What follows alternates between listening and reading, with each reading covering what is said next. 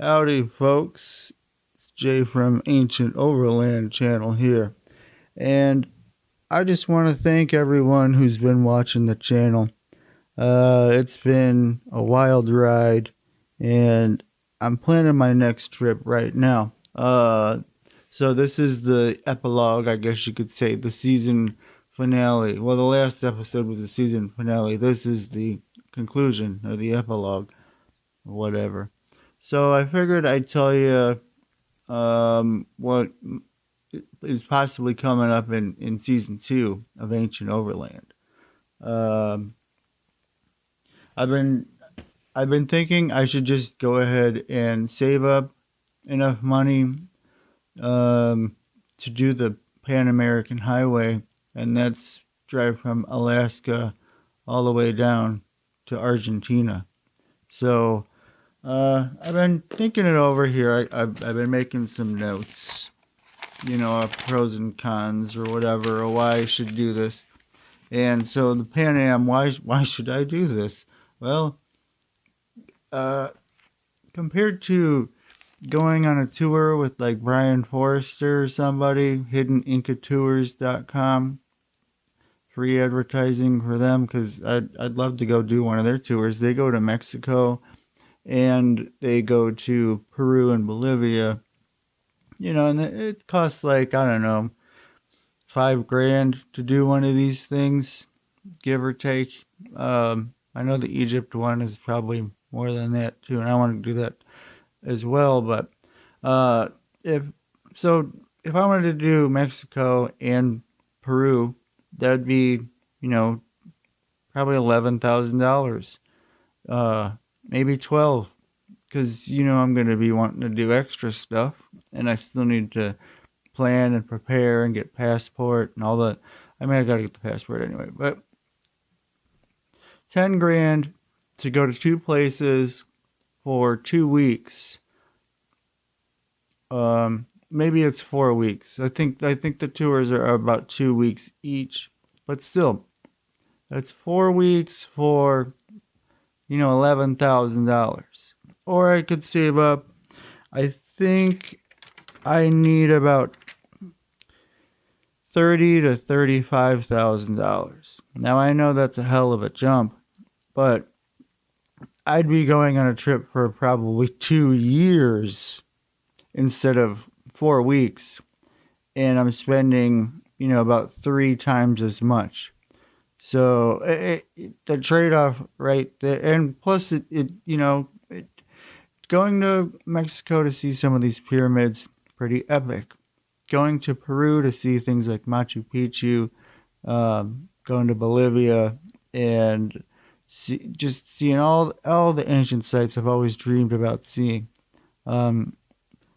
Worth 11,000? I don't know. Probably they're staying in 4-star hotels and eating good food, and you've got awesome people like Brian Forrester or Jimmy from Bright Insight or Hannah James, Ben from Uncharted X. All these my YouTube heroes. You can go with them and go on their specially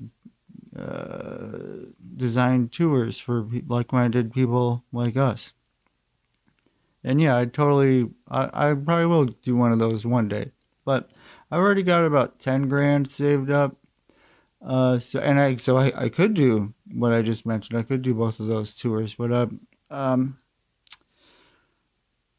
I I like doing things at my pace. I don't really like a whole lot of people, so I know you have to stay in a shared room unless you fork out like another $1,000 to go on these trips. So I'm not interested in really doing that when I know that I can just drive my own vehicle and take my own pace. It's the adventure of a lifetime. Not that going on one of those tours wouldn't be, but perhaps I may even be able to meet up with them and get a discounted rate to hang out. I don't know. But then there's just so many other places all throughout Mexico that I would want to go, and throughout the Yucatan Peninsula. And if I'm driving and I'm in a pretty capable vehicle, I think I could probably make it to most of these places, no problem. Even things that don't have tours yet, places that I don't know. I want to try. I'm researching it all right now. So it's reasons why I should do this. It's affordable compared to flying to Mexico or Peru on one of these tours. And this forces me to learn Spanish, something that I should have did in high school. I wish I would have. I it's for I have I don't know how I'd be able to do this without doing it. It would make it much more difficult to not learn Spanish. So I need to do that. Another reason you ain't getting any younger. Ain't that the truth? Another reason, this was basically my original plan. I wanted to go to Mexico. I wanted to see pyramids. And now that I've went and had the adventure, and I know how to keep that adventure sustained and going and moving, I think I could probably easily and much more capably do this now. So yeah, my original plan, but even further, going international multiple times, crossing multiple borders, going to the other end of the earth, and I get to drive Penny doing it. Yeah, sign me up. And I can do it in 2 parts, which would help me save money and make sure that I really want to do it. First, I could go from Texas all the way to the northernmost tip of Alaska and back, and then that way I could hit all the coastal states that I did not hit the last time, that I would have loved to see: Washington and Oregon and Northern California. I was in Southern and Central. But a lot of places that I could go to on the way back, and that would be pretty epic.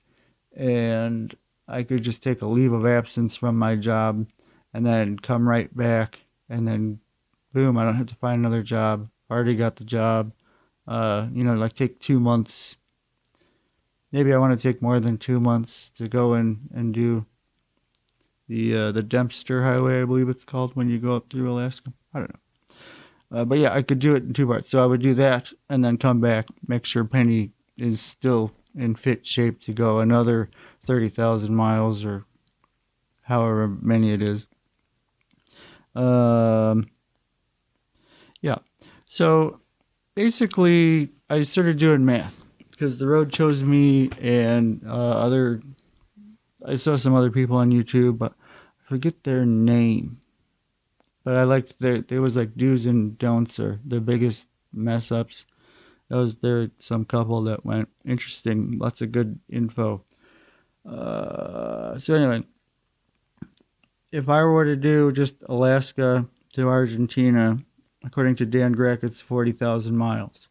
So if I were to do 3,000 miles a month, I could do it in 13 months.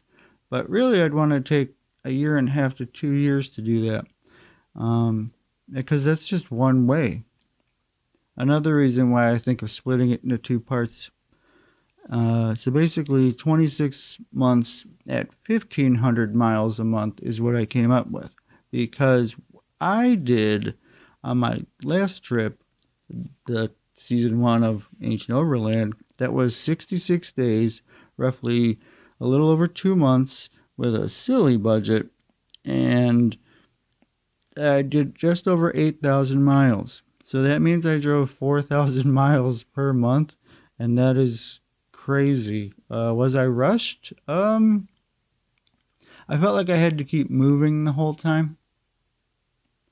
So now that I would have a more thorough route planned and more better idea what I was going to do. And a lot more planning is going to go into this than that, because that was pretty much flying by the seat of my pants. So whatever. So I would cut, instead of 4,000 miles per month, I would probably take it down to about 1,500. I think that's reasonable. So if I'm going to do 26 months at 1,500 miles, I think that makes like 39,000 miles. So I'm going to need like at least $10,000 just for gas. I did 26 months. Let's just go for 30 months. So 30 times 1,500 is $45,000. That's if I spend $1,500 a month.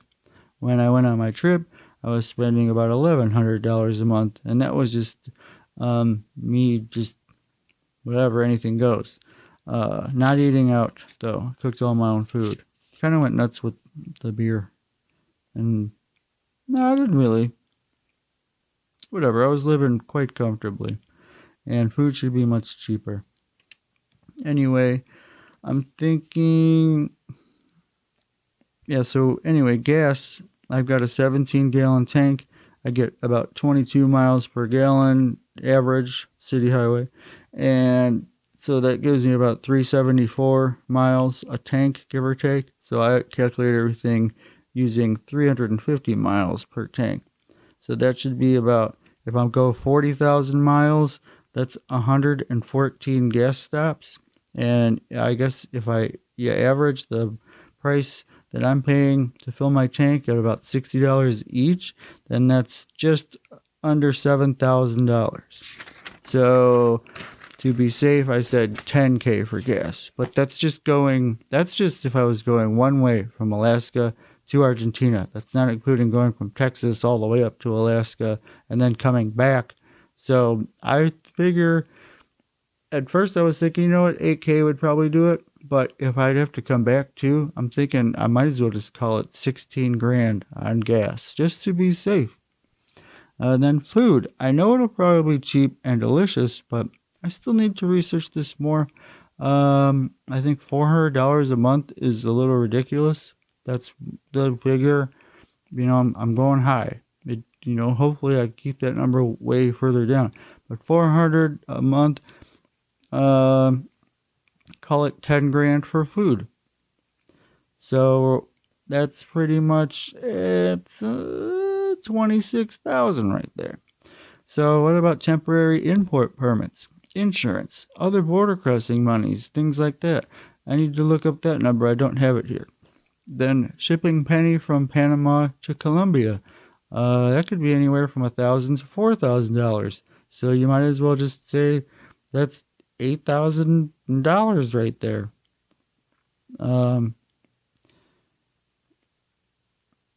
Yeah, is it that high? I don't know.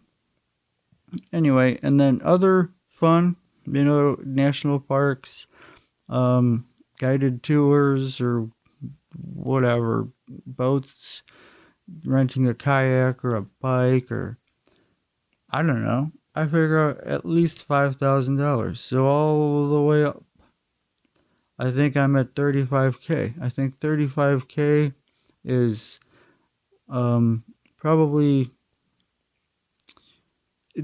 high. You probably don't need that much, but I don't know yet. I'm still researching, but I think 35K. So I got about 10 right now. So I need 25K more. Can I do that in a year? Maybe. Maybe. Anyway, but it'd be way cheaper to just start here in Texas and go south and skip Alaska altogether. Then I could probably do this for 20K. So I'd only need like 10K more. No, I probably should just keep it at 30 for no matter what I do. You see, there's so much. And I could keep it set in stone, split into two, and I could leave right now and go to Alaska and come back. And I definitely have enough money to do that. So I don't know. It's pretty crazy. So this is what I want to do. This is what I'm thinking about doing. Thanks for watching. I'm sure this is a boring video and none of you made it to the end.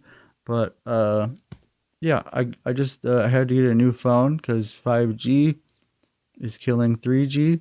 So the phone I was using is a 13 megapixel camera.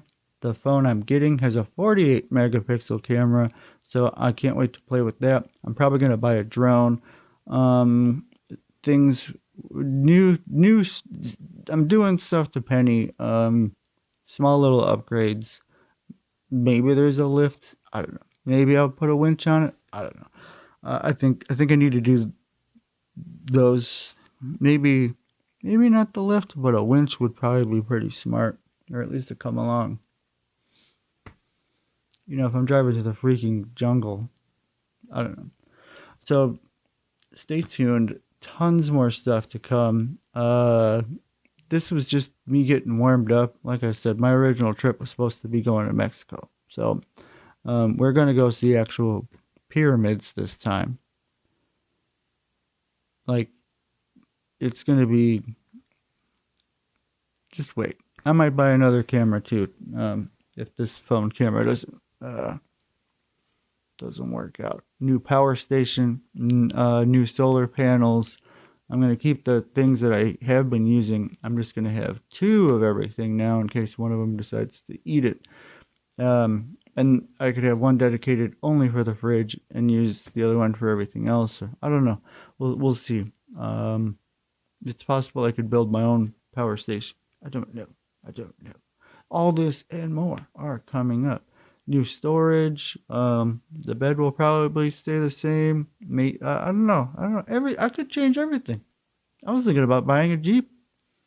I'm not going to buy a Jeep. But yeah, so stay tuned. Thanks for watching.